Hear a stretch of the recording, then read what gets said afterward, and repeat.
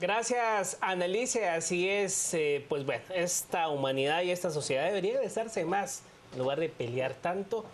Otra canción nos cantara. Damos la vuelta a la página porque hablamos de un tema realmente serio. Hace unos 3, 4 años se conoció que el Departamento de Salud de Estados Unidos realizó experimentos en Guatemala en la década de los 40, inoculando enfermedades venéreas a guatemaltecos. El propio presidente Barack Obama le telefonó al entonces mandatario Álvaro Colón para pedirle una disculpa sobre el hecho. Pero ¿qué pasa ahora? Las víctimas han entablado una demanda. ¿De qué se trata esto? Nos acompaña acá en el estudio Clara de Pais. Ella es coordinadora de la investigación sobre experimentos de sífilis en Guatemala, y también el señor Juan Pablo Rodríguez Fajardo, abogado que ha planteado esta demanda en Estados Unidos. Muy buenos días. Muy buenos días, gracias por acompañarnos en Noticias a las 7 a.m. Vamos a empezar planteándole una pregunta a usted, Clara. Contextualícenos brevemente, ¿cuál es la situación de estos experimentos que se llevaron a cabo en Guatemala en los años 40 y en los años 50? Muchísimas gracias. Primero quiero agradecerles el espacio. Considero que Canal Antigua, reconozco que ha asumido un papel muy importante en esta tarea ardua que nosotros hemos emprendido. El tema de los experimentos en humanos que se hizo en Guatemala en los años 40, y tenemos la certeza de que no solo fue en los años 40, los experimentos se alargaron un poco más. Estos experimentos se hicieron sobre poblaciones vulnerables, estamos hablando de niños. Imagínense o sea, es impactante saber que lo practicaron en niños, en personas enfermos mentales del asilo de alienados, en presos de la penitenciaría central, en soldados que pertenecientes a un ejército en donde se es obediente y no deliberante. Son experimentos de sífilis, gonorrea y chancro. Esto se hizo de una manera en la cual se engañó a la víctima, nunca se les informó, no hubo un consentimiento informado. Estamos hablando de personas que fueron experimentadas y abandonadas a su suerte. Y hoy por hoy, años, décadas después, el problema lo tenemos de manera gigante. Eso es un problema, es una tragedia humana a nivel nacional. Abogado, ahora tras el paso de varias décadas, tras conocerse este hecho durante el gobierno de Álvaro Colón, han entablado una demanda. ¿De cuántas víctimas estamos hablando? ¿Representa usted? ¿Contra quién ha sido esa demanda? ¿Y cuáles son los caminos de todo este proceso que debemos esperar? Perfecto, buenos días, muchísimas gracias por su espacio. La verdad que el Canal Antigua se nos ha mostrado muy abiertos y muy preocupados ante este tema. La demanda es una demanda fundamentalmente diferente a la que se había entablado. Es importante recalcar el hecho de que ninguna de nuestras víctimas participaron en la demanda anterior. Esto es una demanda hacia entes privados, no es ante el gobierno americano. 774 víctimas tenemos. Se interpuso ante el tribunal de Baltimore, es un tribunal estatal, y realmente representamos, yo creo que esta puede ser la tragedia, el genocidio más grande que en la historia de América Latina, realmente en experimentaciones con humanos, por poblaciones vulnerables, muy bien como lo está diciendo realmente la licenciada Clara de Pais.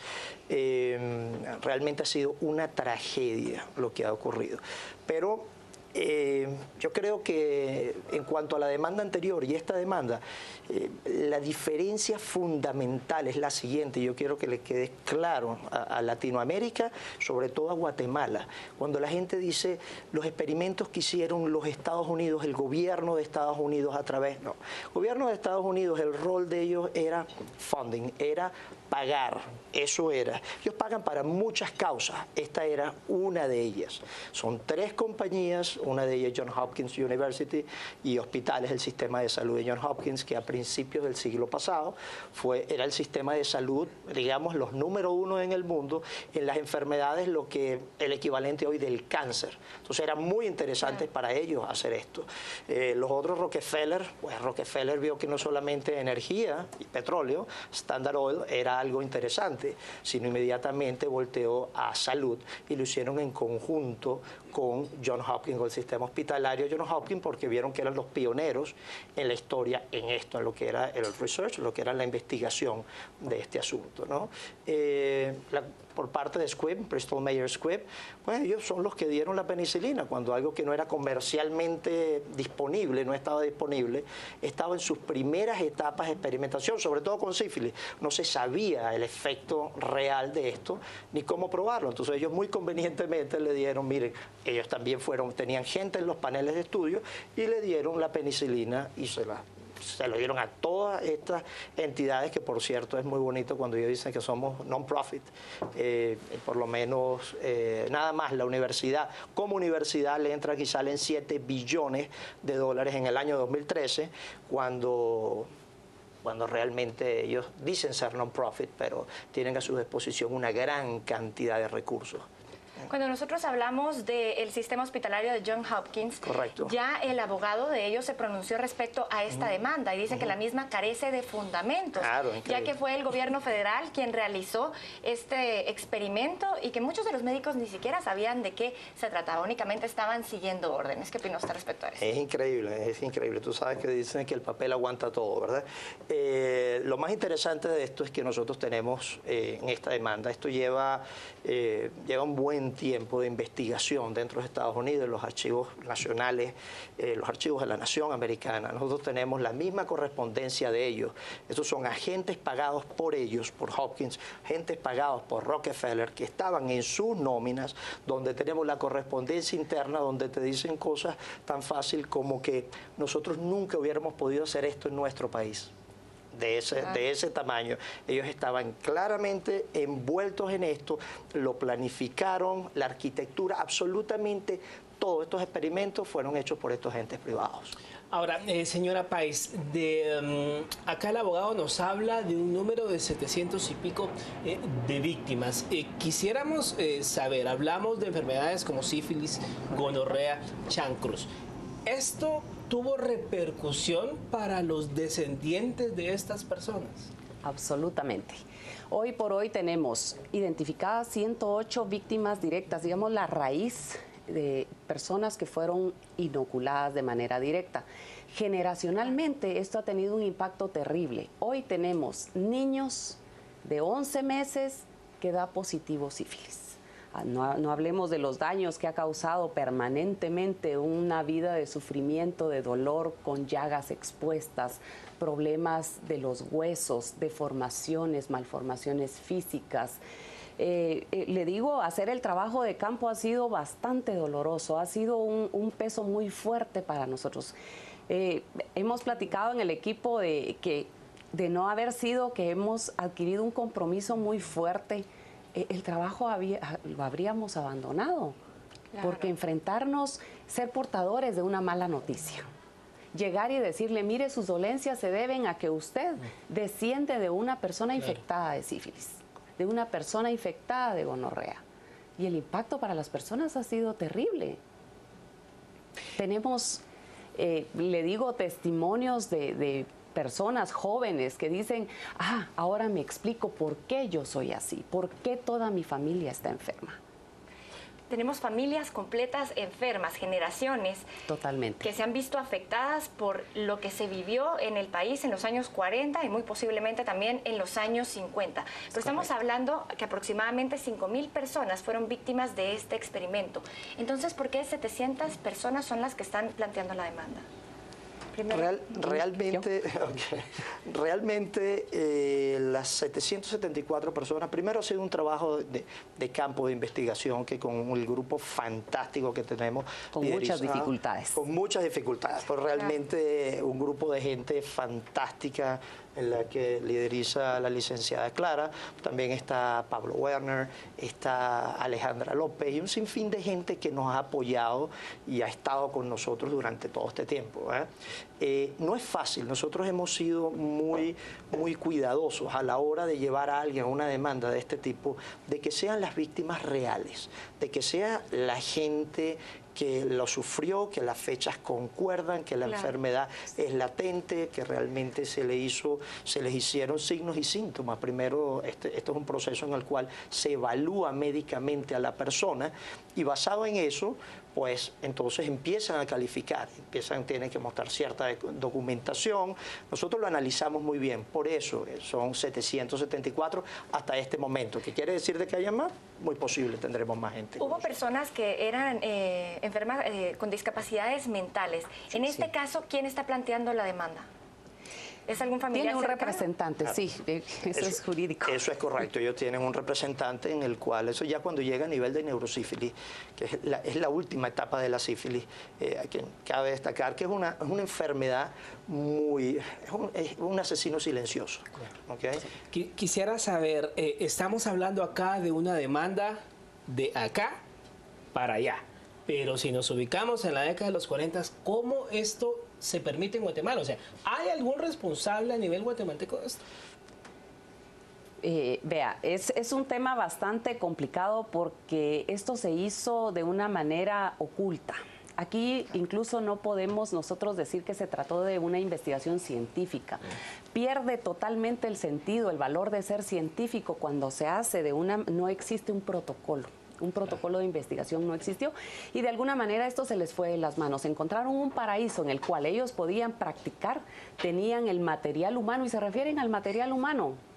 Por ejemplo, en una de las comunicaciones se dice, esta semana tendremos que ir a San José a sangrar más niños. Dice, por ejemplo, que en ningún lugar lo habrían podido hacer como lo tienen en Guatemala. Nuestros experimentos empiezan a llamar la atención. Tendremos que ser más cuidadosos porque ya se está comentando.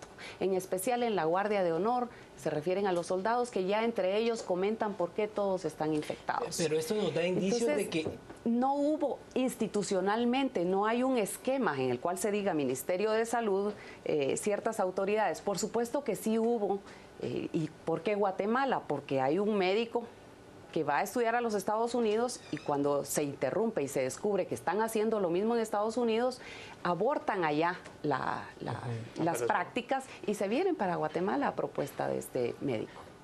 O sea, digamos que, para entender, a nivel, usted nos está diciendo, a nivel institucional, en 1947 no se tenía conocimiento de esto. No, mira, y mi opinión, pero es simplemente una opinión personal, es lo siguiente.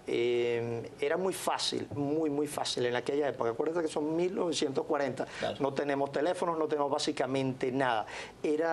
Yo no lo veo como un experimento en el cual tengamos que nosotros prácticamente señalarnos, nosotros como guatemaltecos, como latinoamericanos. Claro. Realmente esto eran empresas muy bien organizadas, los líderes mundiales. Estados Unidos venía de ganar la Segunda Guerra Mundial, la hegemonía total a nivel global, en el cual se hacía y se sigue haciendo básicamente lo que esta gente dictaba.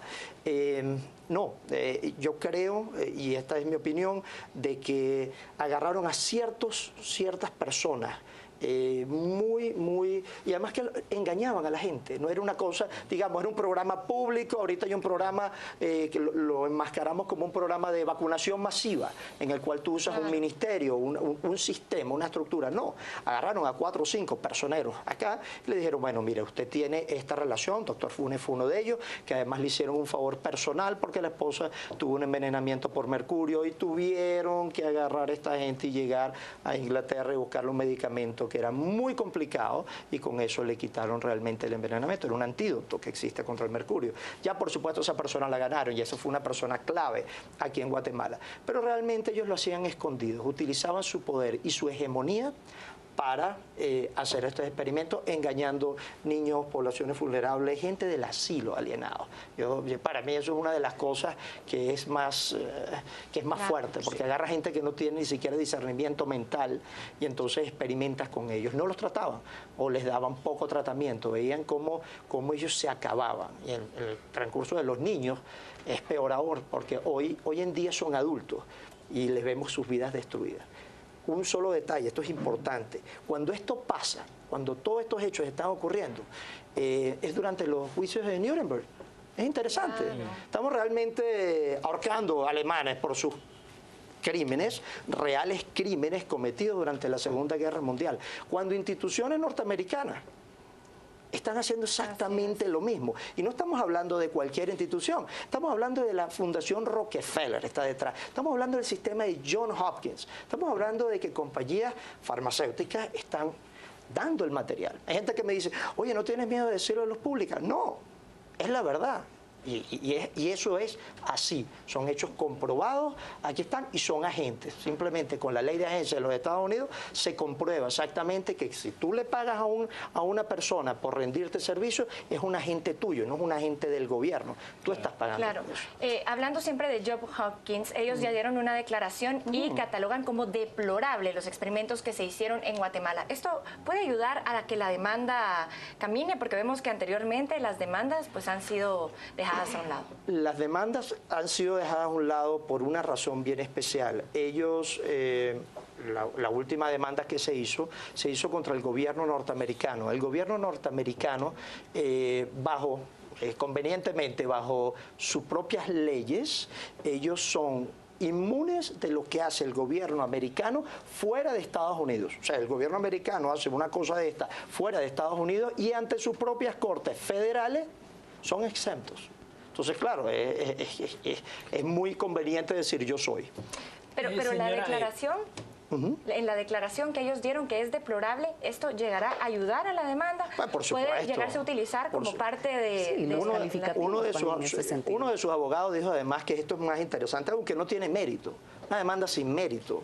A ellos no les importa realmente. Es una demanda sin mérito en la cual va a ser desechada por prescripción. Sí, no solamente te dice que no les importa, sino que vamos a hacer todo lo posible para sacarlo. Pero acuérdense, la prescripción empieza a contar cuando esa persona se entera de que tuvo realmente, que fue parte de esos experimentos, no cuando ellos salen al aire diciendo, porque muchos de ellos no hablan español. A eso iba. ¿Cuándo estas personas toman conciencia de que realmente, bueno, padezco esto porque sí, en los 40 quizá a mi abuelo o a mi abuelo quizá alcanza hasta esa generación? Sí. No, y no fue tanto de que quizá mi abuelo. Nosotros llegamos ya con la certeza que se trataba de la víctima. Nosotros para eso hicimos un proceso de investigación, fuimos muy cuidadosos. ¿Cómo para no llegar... ustedes ese listado? Ese listado, bueno, nos basamos en el listado que aparece en los registros de las fichas, los listados de John Cutler, que ahí se escribía, y mire, de una manera muy maliciosa, se jugaba con los nombres y los apellidos. En algunas veces se referían por el sobrenombre. Por ejemplo, en el informe aparece nombrar a alguien como decir el mudo de San Marcos, o decir los nativos, el nativo tal, ¿verdad? De una manera, nos ven como de última categoría.